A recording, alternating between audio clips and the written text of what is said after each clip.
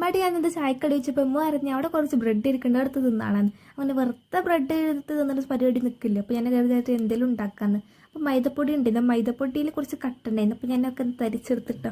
പിന്നെ അതിലേക്ക് ഞാൻ കുറച്ച് വെള്ളം ഒഴിച്ച് പിന്നെ കുറച്ച് പഞ്ചസാര ഇട്ടിട്ട് ഒന്ന് മിക്സ് ആക്കട്ടെ. പിന്നെ മധുരം ഒന്ന് ബാലൻസ് ചെയ്യാൻ വേണ്ടിയിട്ട് കുറച്ച് തുള്ളി ഉപ്പും കൂടി ഞാൻ ചേർത്തിരുന്നു. എന്നിട്ട് നന്നായിട്ടൊന്ന് മിക്സ് ആക്കണം കേട്ടോ. കുറച്ച് ലൂസും കുറച്ച് കട്ടിയായിട്ടുള്ള ഒരു പരുവത്തിലായിട്ടാണ് ആവേണ്ടത്. പിന്നെ നമ്മൾ അതിക്ക് പ്രത്യേകിച്ച് നമ്മൾ ഓരോ സാധനങ്ങളും ചേർത്തിട്ട് കേട്ടോ നന്നായിട്ടൊന്ന് നല്ല രീതിയിലൊന്ന് മിക്സ് ആക്കിയിട്ട് ഒന്ന് എടുക്കണം കേട്ടോ.